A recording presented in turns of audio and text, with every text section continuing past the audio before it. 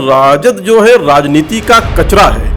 महिलाओं के खिलाफ अपराध हो, हत्या हो, अपहरण हो, इन सारी चीजों में अगर कोई इन्वॉल्व होता है तो वो आरजेडी के लोग होते हैं, उनके कार्यकर्ता होते हैं। आज भी वही बीजेपी का प्रवक्ता हूं मैं और आज भी यही कह रहा हूं कि शहाबुद्दीन एक आतंकवादी था, शहाबुद्दीन एक अपराधी था, शहाबुद्दीन एक भ्रष्टाचारी था। प्रदेश के मुसलमानों को कहना चाहता हूं कि आप राजद के गुलाम हैं, आप राजद के वोट बैंक हैं। नमस्कार, हमारा नाम है समरीन और आपने देखना शुरू कर दिया है लाइव सिटीज। देखिए, जन विश्वास यात्रा के दौरान बीते दिन तेजस्वी यादव सिवान पहुंचते हैं। सिवान पहुंचकर तेजस्वी यादव की मुलाकात हिना शहाब से नहीं होती है। देखिए, इतना होना था कि बड़ा बखेड़ा खड़ा हो गया है।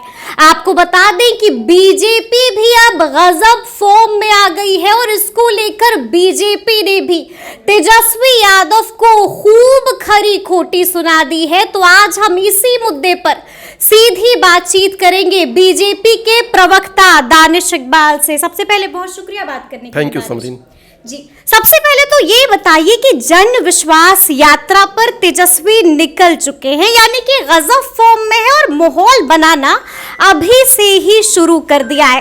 डर गए होंगे अब तो आप लोग? नहीं, देखिए, तेजस्वी यादव को जो है माफी यात्रा निकालनी चाहिए। माफी यात्रा? बिल्कुल, निश्चित तौर पर। जिस प्रकार से उनके परिवार के लोगों ने शासन किया, जो जंगल राज था, उसके बाद जब वो डिप्टी सीएम बने, जिस प्रकार से माफियागिरी बढ़ी बिहार के अंदर, क्योंकि कहीं ना कहीं जो है उनका जो नियंत्रण था सरकार के ऊपर, और उनके लोग जब सरकार में जब आते हैं तेजस्वी यादव की पार्टी, तो उनके लोग जो हैं बेलगाम हो जाते हैं। माफियागिरी बढ़ जाती है, चाहे वो शराब की माफियागिरी हो, ज़मीन की माफियागिरी हो, रेत की माफियागिरी हो, और अपराध हो, महिलाओं के खिलाफ अपराध हो, हत्या हो, अपहरण हो, इन सारी चीज़ों में अगर कोई इन्वॉल्व होता है तो वो आरजेडी के लोग होते हैं, उनके कार्यकर्ता होते हैं। और क्योंकि उनका मनोबल बढ़ जाता है तो इसलिए उनको जो है माफी यात्रा निकालनी चाहिए सबसे पहले। अच्छा, माफी यात्रा निकालनी चाहिए, मतलब आप कह रहे हैं दानिश कि कोई डर नहीं है, कोई भय नहीं है। आपने देखा है ना कि तेजस्वी जहां पहुंच रहे भीड़ जुट रही है, पूछिए मत, इतनी भीड़ आ रही है। सम्राट चौधरी भी जहां जा रहे हैं उससे ज्यादा भीड़ दिख रही है, शायद आपको नहीं दिख रही है क्या? अच्छा। सम्राट चौधरी अभी कुछ दिन पहले जो हैं नालंदा गए थे, वहां आपने उनकी भीड़ देखी क्या? लेकिन ऐसा माहौल, अमित शाह जी जब मुजफ्फरपुर आए थे वहां आपने उनकी भीड़ देखी क्या? अच्छा। तो लगातार जो है भारतीय जनता पार्टी के साथ जो बिहार का जनमानस है वो लगातार जुड़ा हुआ है, क्योंकि हमने अपने कार्य के बल पे ये स्थापित किया है कि राजनीति में अगर सुचिता किसी दल के अंदर है तो वो भारतीय जनता पार्टी के अंदर है। राजनीति में जनता अगर हमें चुन करके शासन व्यवस्था चलाने का अधिकार देती है तो शासन व्यवस्था के माध्यम से जन कल्याण का काम अगर कोई राजनीतिक दल कर सकता है तो वो भारतीय जनता पार्टी है। और 2014 से नरेंद्र मोदी जी के नेतृत्व में शोषित, दलित, वंचित और जो इस पायदान पे देश के अंदर अंतिम पायदान पे जो खड़े लोग थे उनको अगर मुख्यधारा में लाने का काम किया है तो इस नरेंद्र मोदी की सरकार ने किया है। तो इसलिए हमें ना किसी से डरने की जरूरत है। हम अपने रिपोर्ट कार्ड को लेकर के जनता के बीच में 2024 में जाएंगे और हमें पूर्ण विश्वास है कि जनता उस रिपोर्ट कार्ड पे फिर से एक बार मोहर लगा करके आदरणीय नरेंद्र मोदी जी को तीसरी बार प्रधानमंत्री बनाएगी। नहीं, आप कह रही है डरने के लिए, हम नहीं, गुस्से में नहीं आए हैं। अच्छा, हम किसी से डरेंगे क्यों? लहजा भी एकदम बदला, दानिश के तेवर भी बदले। अच्छा, आपने सुना ना, तेजस्वी यादव ने साफ साफ कह दिया कि बीजेपी पहले वॉशिंग मशीन थी और अब तो डस्टबिन भी हो गई। बताइए, आप लोगों को डस्टबिन बता रहे हैं। देखिए, राजद जो है राजनीति का कचरा है। अच्छा, राजद राजनीति का कचरा है? निश्चित तौर पर। हाँ। मैं फिर से दोहराता हूं, राजद जो है राजनीति का कचरा है। राजद जो है एक परिवार की पार्टी है।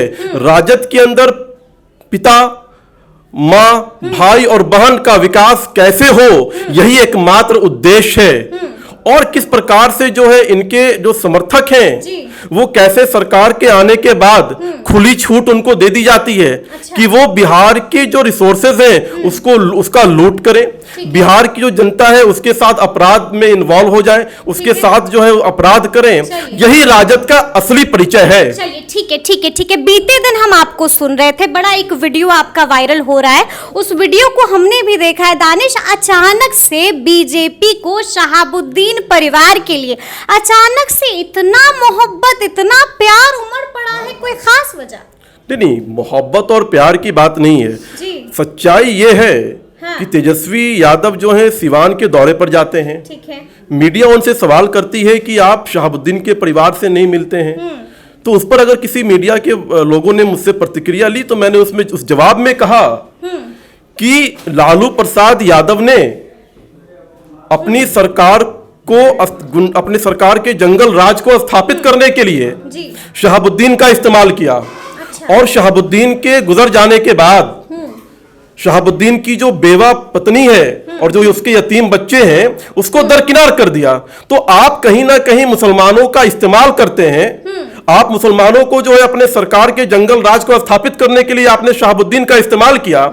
और आज जब राज्यसभा भेजने की बात होती है, आज जब किसी को मुख्यमंत्री और उप मुख्यमंत्री बनाने की बात होती है, आज जब आरजेडी से किसी को मंत्री और सांसद बनाने की बात होती है, तब वहां पे कोई मुसलमानों का प्रतिनिधित्व नहीं दिखता है। तो इसलिए मैं बार बार इस प्रदेश के मुसलमानों को कहना चाहता हूं कि आप राजद के गुलाम हैं, आप राजद के वोट बैंक हैं। इसलिए अब आपको समझने की जरूरत है कि आप इस देश के अंदर एक सरकार चल रही है जो सबके विकास, सबको साथ लेके चल रही है, सबके विश्वास की बात कर रही है।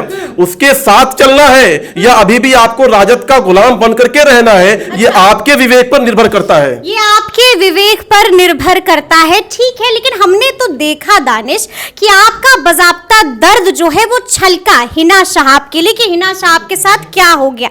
लेकिन आपको हम बता दें, थोड़ा सा हिस्ट्री में लेकर चलते हैं। ये वही बीजेपी है जो कभी शहाबुद्दीन को आतंकवादी, ये वही बीजेपी है जिसको जब बेल मिली थी शहाबुद्दीन को तो बीजेपी ने ही कहा था शहाबुद्दीन को बेल मिलना मतलब लॉ एंड ऑर्डर के साथ बड़ा कॉम्प्रोमाइज। और आज भी वही बीजेपी है, आज भी वही बीजेपी का प्रवक्ता हूं मैं और आज भी यही कह रहा हूं कि शहाबुद्दीन एक आतंकवादी था, शहाबुद्दीन एक अपराधी था, शहाबुद्दीन एक भ्रष्टाचारी था। इसमें कहीं हम देखिए, हमारा जो कमिटमेंट होता है वो कहीं बदलता नहीं है। अच्छा। हमारी जब 2 सीटें थी लोकसभा के अंदर तब भी हमारा कमिटमेंट था कि राम मंदिर का निर्माण होगा, तब भी हमारा कमिटमेंट था कि इस देश के अंदर 370 धारा हम हटा करके रहेंगे। हमारा कमिटमेंट था कि मुस्लिम बहनों के लिए जो है हम जो ट्रिपल तलाक का कानून है उसको ला करके रहेंगे। हमारा कमिटमेंट था कि हम जो है सिविल यूनिफॉर्म सिविल कोड ला करके रहेंगे। और इन सारी चीजों को हमने करने का काम किया है, हम बदलते नहीं है। शहाबुद्दीन पहले भी अपराधी थे और आज भी अपराधी हैं। हिना शहाब के लिए मैं खड़ा नहीं हुआ हूं,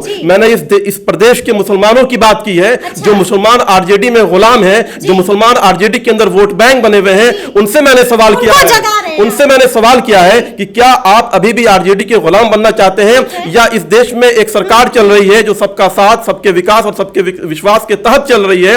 आपको नरेंद्र मोदी जी के साथ जाना है या अभी भी गुलाम बने रहना है, ये आप सोचिए। ये आप सोचिए, ठीक है। हमने भी वो पूरा बयान आपका सुना और हम भी कई सारे मतलब हम भी ऐसे कई पहलू थे जहां पर सोचने को मजबूर हो गए। आपने एक और बड़ी बात कही दानिश, आपने बजाबते ये बातें कही कि लालू परिवार मुसलमानों को ठगने का काम कर रहा है, ठीक है, उनके साथ खिलवाड़ कर रहा है, हक नहीं दे रहा है, भागीदारी नहीं दे रहे। तो क्या बीजेपी हिना शहाब को टिकट देगी? देखिए, सवाल पैदा ही नहीं होता है। अच्छा। हिना शहाब हमारी पार्टी की कार्यकर्ता नहीं है, हिना शहाब हमारी पार्टी में नहीं है। लेकिन हिना शहाब कह रही है कि अब किसी रंग से कोई परहेज नहीं है, किसी झंडे से उनको कोई परहेज नहीं है। जी। ठीक है, उनको मुबारक हो। लेकिन जब कोई हमारी पार्टी का कार्यकर्ता नहीं है तो हम उसके बारे में कैसे सोच सकते हैं कि हम उसको टिकट देने जा रहे हैं?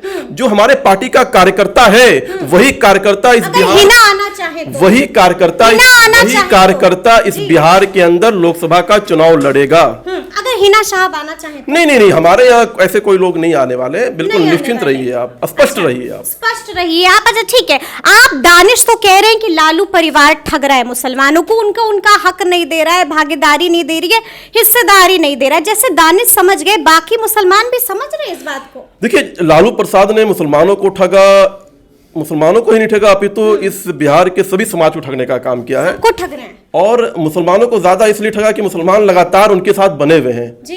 एक बार कोई आपको ठग सकता है, अगर दोबारा और तिबारे अगर कोई आपको ठगता है तो इसमें कहीं ना कहीं आपकी भी भूमिका है कि आप खुद को अपने आप को ठगवा रहे हो। तो इसलिए अब जागने का समय आ गया है।